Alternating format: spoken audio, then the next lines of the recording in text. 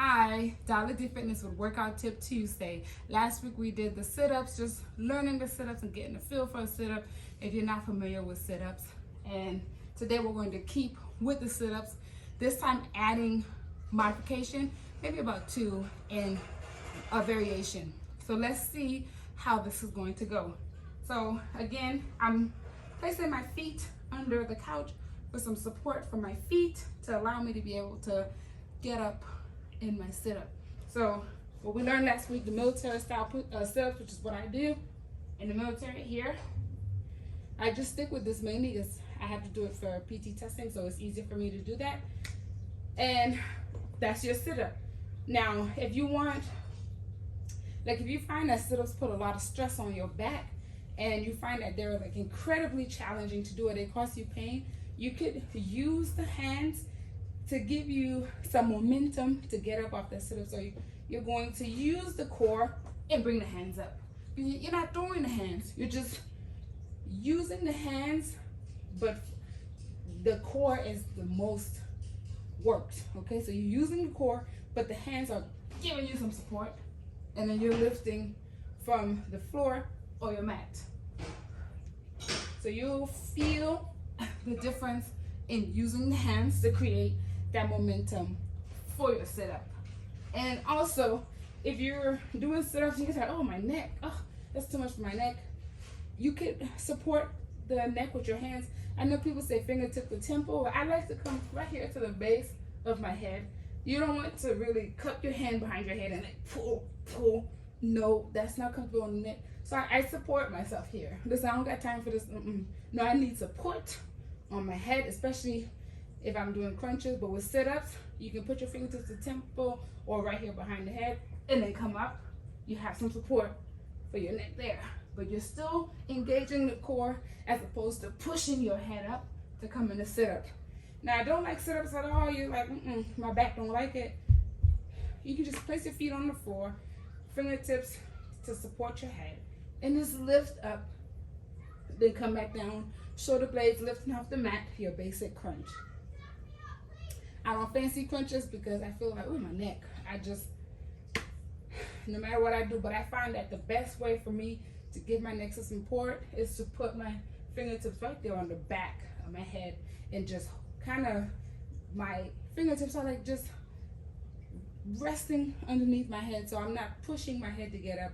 I'm still engaging the core and using the core, and I just have my hands there for support. Now, variation. What can we add on to a sit-up to make it more? Okay, more. What we want from it. Now, what I envisioned when I thought about this variation is me coming from a sit-up to standing. I haven't tested it out, so we're going to see together, but that's my vision, that's my goal, and I'm going to visualize it and then work for it.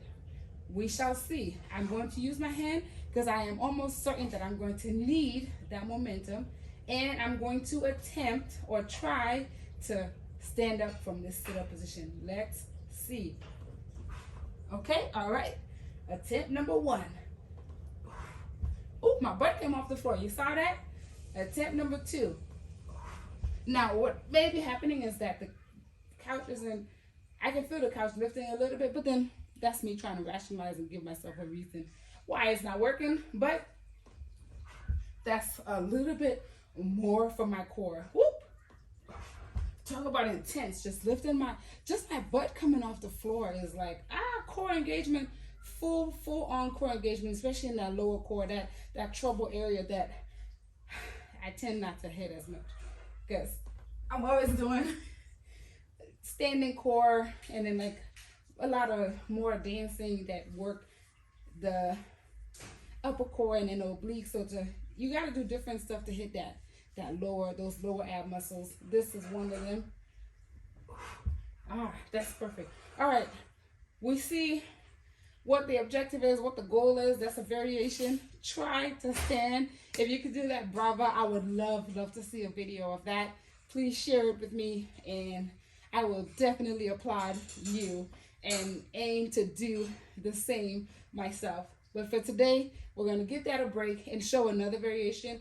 I love to do compound moves, working multiple groups at one time. So what I tend to do is, let's say I do my sit-up, I'm going to add to my sit-up, maybe do a hip bridge. So, I mean, my feet are still supported. I'm working my core, my glutes, and still working the core in that hip bridge, but also getting that nice glute squeeze here. That's one move that you can add to your sit-up. And also, if you wanted to, you can put weights in your hands, grab weights, and take the weights overhead, and then bring the weights forward. So you can do some upper body work with the sit-up, whatever you want to do. Chest press, overhead, be creative. That's what fitness is all about, creativity. And on that note, we're going to call it a wrap on Workout Tip Tuesday sit-ups. Hope you enjoyed this video. I hope you enjoyed the modifications and variations, and I would love to see some more sit-ups. If you are open to sharing it with me, some more ideas, because I love sit-ups and I think they're a great way to work the core. And the more that I can do for my core, the better for my overall fitness.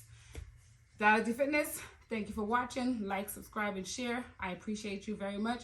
Have a beautiful day.